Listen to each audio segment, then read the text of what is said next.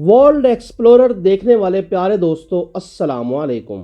कैसे हैं आप? उम्मीद करता हूं कि आप सब खैरियत से होंगे। प्यारे दोस्तों, सोचिए एक ऐसी जमीन जहां सांस लेना भी मुश्किल हो, जहां टेम्परेचर -70 डिग्री तक गिर जाता हो, जहां इंसान नहीं सिर्फ बर्फ और खामोशी रहती है। ये है साइबेरिया, दुनिया का सबसे सर्द, सबसे खौफनाक और सबसे राज भरा इलाका। यहाँ के जंगल इतने घने हैं कि सूरज की रोशनी जमीन तक नहीं पहुँचती, और यहाँ के राज इतने गहरे हैं कि साइंस भी इन्हें पूरी तरह नहीं समझ पाई। क्या आप जानते हैं यहाँ ऐसी जगह भी है यहाँ लोग आज भी बर्फ के अंदर रहकर भी जिंदा है? क्या यहाँ वाकई वो मॉन्स्टर पाए जाते हैं जिनके किस्से सिर्फ कहानी नहीं? आज की इस डॉक्यूमेंट्री में हम देखेंगे कि साइबेरिया के खौफनाक राज, बर्फ के नीचे छुपी हुई दुनिया और वो हकीकत जो आपको हिला कर रख देगी। वीडियो को एंड तक देखिए, क्योंकि जो अब आप देखने जा रहे हैं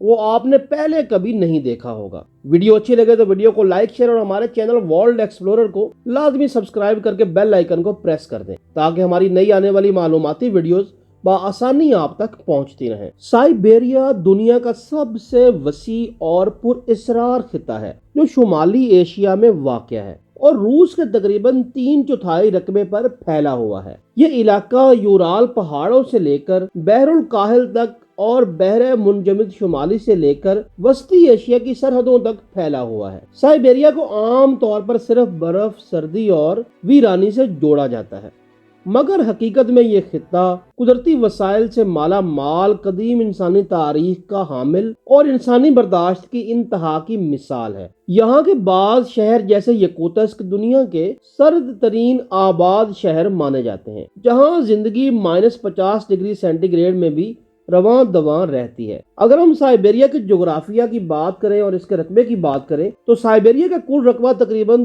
13 मिलियन मुरब्बा किलोमीटर है, दुनिया के कई बड़े ममालिक से भी ज्यादा। साइबेरिया के मगरब में यूराल पहाड़, मशरक में बहरुल काहिल, शुमाल में आर्टिक ओशन, जनूब में कजाकिस्तान, मंगोलिया और चीन है। साइबेरिया को जोग्राफियाई तौर पर 3 बड़े हिस्सों में तकसीम किया जाता है। मगरबी साइबेरिया जो हमवार मैदान, दलदली इलाके, दुनिया के बड़े दलदली निजामों में शामिल है, और दूसरा हिस्सा वस्ती साइबेरिया, बुलंद सतह, मुर्तफा, घने जंगलात, मादनी वसाइल से भरपूर। जबकि तीसरा हिस्सा इसका आता है मशरकी साइबेरिया, पहाड़ी सिलसिले, जलजला खेज खित्ते, शदीद सर्दी।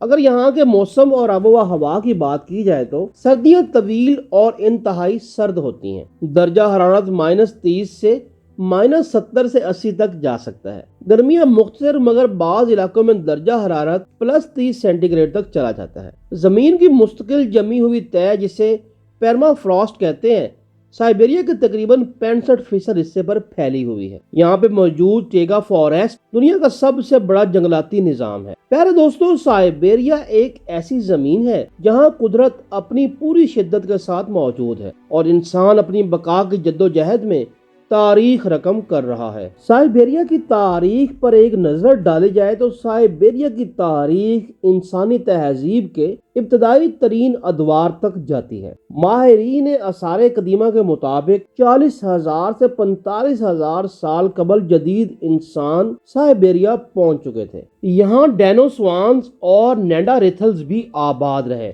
डायनोसोवा केव से मिलने वाले DNA ने इंसानी तारीख बदल दी। साइबेरिया पर बर्फानी दौर में मामोथ, ग्यांड बियर, साबीर टूथ टाइगर का घर था। आज भी बर्फ में जमी लाशें मिलती हैं। साइबेरियंस की अमेरिका की तरफ इंसानी हिजरत। साइबेरिया और अलास्का के दरमियान बैरी निगिया नामी जमीनी पुल मौजूद था। यही रास्ता इंसानों को शुमाली व जनूबी अमेरिका ले गया। इसका मतलब साइबेरिया पूरी अमेरिकी तहजीबों की माँ है। रूसी आमद से हजारों साल पहले साइबेरिया में मजबूत कबायली निजाम मौजूद था। यहाँ पर तुर्क और मंगोल असरात 6वीं से 13वीं सदी तक मौजूद रहे। साइबेरिया के जनूबी हिस्से में तुर्क नस्ल की अकवाम, जुबान और सकाफत आज के यकूतस्क में महफूज है। जनूबी साइबेरिया मंगोल इक़्तिदार में आया, तिजारती रास्ते खुले, कबाइल टैक्स देने लगे, लेकिन पूरा साइबेरिया कभी मुकम्मल मंगोल कब्जे में न आया। साइबेरियाई खानी रियासत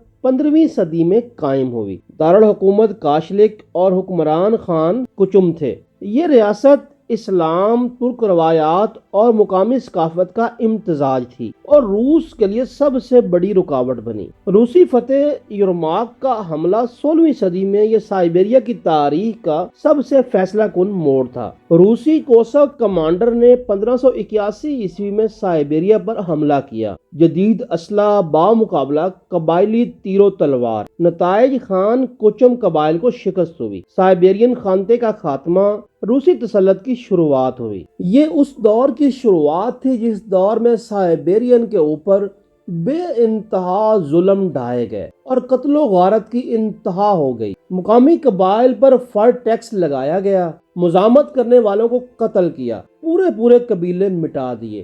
سائبیریا کو کہا جانے لگا سافٹ گولڈ لینڈ۔ سائبیریا بطور جلا وطنی 17ویں سے 19ویں صدی کے دور میں زار روس کے دور میں مجرم سیاسی مخالف انقلابی کو ہزاروں میل پیدل سائبیریا بھیجا گیا۔ حالات بھوک، سردی اور جبری مشقت کے تھے۔ بہت سے لوگ راستے میں ہی مر گئے، قبروں کا نشان تک نہ رہا۔